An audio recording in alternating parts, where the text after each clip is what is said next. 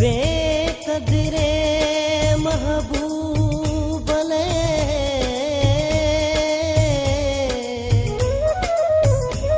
छो गोढ़ा थो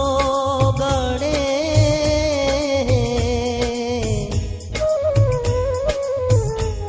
अंदर थो साड़े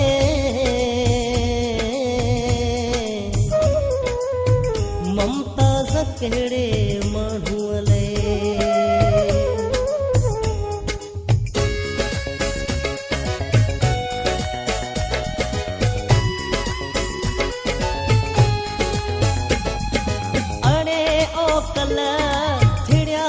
आशिक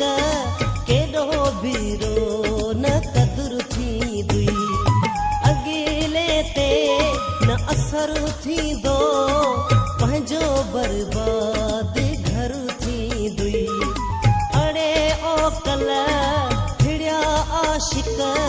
केॾो बीरो न कदुर थींदी अॻिले ते न असर थींदो पंहिंजो बर्बाद घर थींदी अड़े ओ कला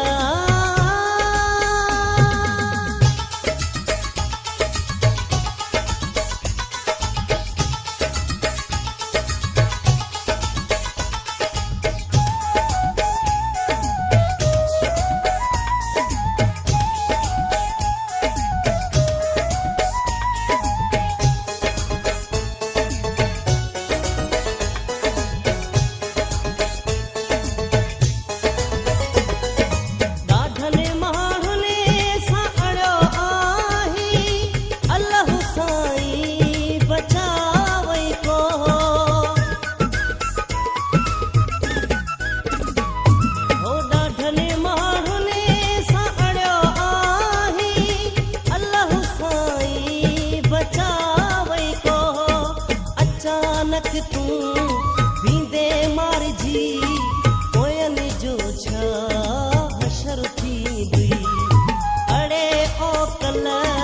थिड़िया आशिक केॾो बीरो न कदुर थींदी अड़े ओ कल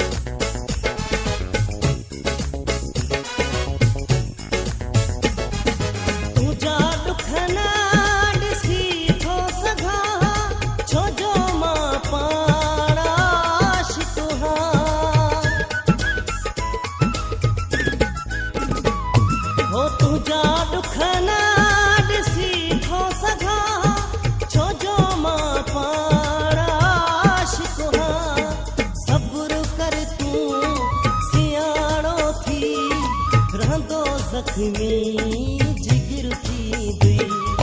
अड़े ओ कल थिड़िया आशिक केॾो बीरो न कदुर थींदी अड़े ओ कल थिड़िया आशिक केॾो बीरो न कदुर थींदी अड़े ओ कल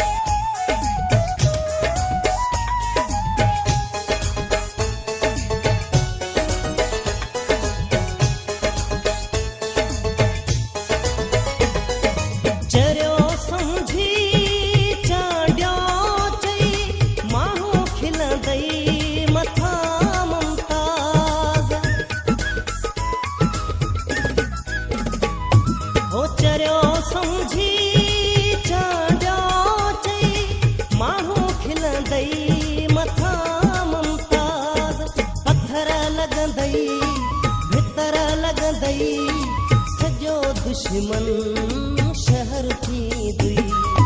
अड़े ओ कल थिड़िया आश